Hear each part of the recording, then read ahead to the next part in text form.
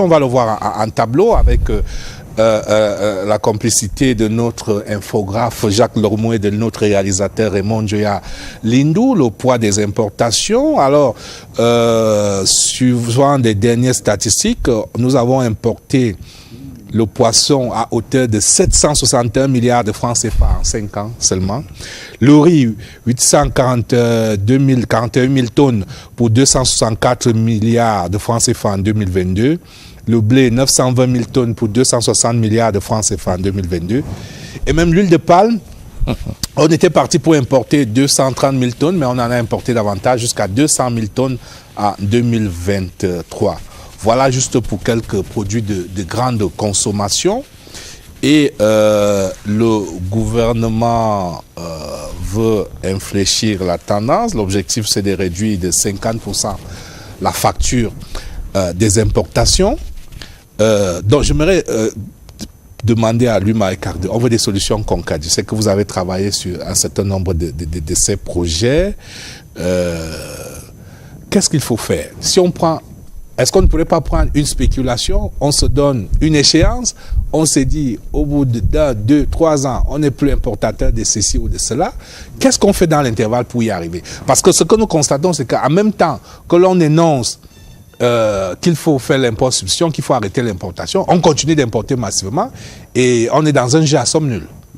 Oui, et vous avez omis de présenter ma casquette d'économiste. Je crois que c'est maintenant qu'il faut insister là-dessus. Ce n'est pas hasard si vous êtes à cette émission, avec ces thèmes. Qu'il faut insister là-dessus et me permettre de présenter une autre approche de la croissance. Le prof a beaucoup parlé de la croissance par la consommation. Moi, je prends par l'autre bout, par l'investissement. Parce que... Mais je voulais quand même que vous répondiez à mes questions sur l'impôt. Et c'est de ça que je réponds en fait. En fait, c'est de ça que je voulais parler. Il n'y a pas l'investissement. Bon. Il n'y a pas de consommation sans production. Il faut produire d'abord avant de redistribuer. Et c'est ça notre politique et notre position de social-démocrate. Parce que si on limite à l'interventionnisme, ce n'est pas bon. Donc, le problème aujourd'hui, effectivement, c'est que la logique de la consommation a pris le pas sur celle de la production, et notamment de la production au niveau et une local. Consommation des produits importés. Absolument. Et donc, notre économie est extravertie et nous sommes dans la sous-production chronique. C'est-à-dire que depuis environ 30 ans, que l'offre ne suffit plus pour combler la demande. Et donc, alors, dans une ou deux solutions concrètes, une ou deux propositions concrètes. Le gouvernement du RDPC a choisi d'importer pour consommer. C'est ça qui n'est pas bon du tout.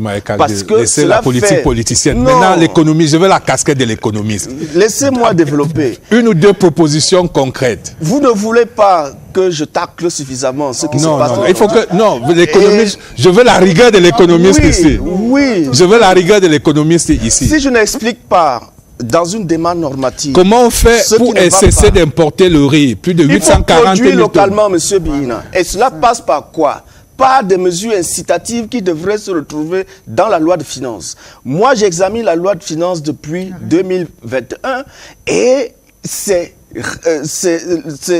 très avare en mesure pour pousser les Camerounais à produire. Le gouvernement a mis 124 milliards en 2024 sur l'impôt substitution. Ça n'existe pas dans la loi. Ça, c'est la propagande. Et donc, si nous allons... Mais vous ne pouvez pas le dire aussi, Marie Cardé. J'ai publié plusieurs rapports sur la loi. Marie Cardé, je veux la rigueur de l'économiste. Le gouvernement a mis 124 milliards. C'est que c'est dispatché à travers 7 ministères. Donc ça ne ressort pas comme une ligne. C'est là qu'on va dire que ce n'est pas visible, mais on ne peut pas dire que cela n'est pas fait. Mais maintenant, faites des propositions concrètes. Je dis qu'il faut des mesures incitatives. Dans la session consacrée à l'import-substitution, dans la loi de finances 2022, ils ont appuyé la banane. La banane qu'on ne consomme pas au Cameroun. Et vous voyez que... Qui produit la banane, justement? C'est donc les multinationales qui sont en Djombe Penja et pour le riz qui est décédé. Qu'est-ce qu'on peut faire pour le riz? Il n'y a rien pour le riz. Il faut donner les mêmes mesures. La banane a 7 ans d'exonération. Pourquoi le riz? Le riz. Il y a le plantain, il y a le manioc, il y a Écoutez, la patate, il y a les tas. Oh là là, jette la Mais peine. les Camerounais sont des grands consommateurs de riz. Qu'est-ce qu'on fait pour le Jette riz? la peine à placer un mot. Oui, qu'est-ce qu'on peut faire pour le riz, pour le poisson? Il faut généraliser les mêmes conditions que l'on donne aux produits relevant de ce que j'appelle l'économie coloniale. Et donc, vous avez en 2021 la banane, en 2022 la banane, 2023 la boisson. Voilà. La boisson, c'est la boisson, et notamment dont il y a même une entreprise qui a changé de nom pour s'appeler maintenant Boisson. Vous voyez que ça ne sert strictement rien aux Camerounais et pour lutter contre l'inflation. Les produits de grande consommation au Cameroun sont connus et les chiffres que vous donnez sont minorés. Parce que moi, j'ai des chiffres du port autonome de Douala et c'est 3 fois supérieur à ce que vous présentez. Et donc, dans une logique où l'économie est dominée par l'informel, nous avons donné les chiffres disponibles. Oui, hein, donc, ça c'est... Nous n'inventons pas les chiffres. Je dois... Mais la tendance est là, c'est ça qui est important. C'est des importations massives. Vous voulez que les gens sur le poisson et sur le riz, voilà 2 exemples concrets. Donnez les mêmes 7 ans d'exonération aux investisseurs, ils le feront. Aujourd'hui, quand vous parlez avec des importateurs, ils vous expliquent que cela coûte plus cher de produire localement que d'importer. Or, eux, ils ne sont pas des politiques comme nous, ils sont des commerçants, ils s'appellent même des commerçants. Et donc, en tant que commerçants, ils vont là où ils vont gagner de l'argent. Et donc, si vous voulez aujourd'hui que les gens investissent massivement au Cameroun, il faut donner des incitations. Et c'est du ressort de la loi. Et c'est le ministre des Finances qui doit porter ça. Malheureusement, ils ne l'ont pas fait. Et donc, du côté de la production, c'est un peu ça. Les subventions au Cameroun ne marchent pas. Parce que ce ne sont pas des primes à la production. C'est au Cameroun la distribution des beignets. Et ce n'est pas ce qu'il faut faire. Il y a environ 150 projets au Cameroun, centralisés. Et donc ça, c'est un autre problème. Aujourd'hui, tout est centralisé au niveau du ministère, au lieu de se retrouver sur le terrain. Je vais vous donner des chiffres.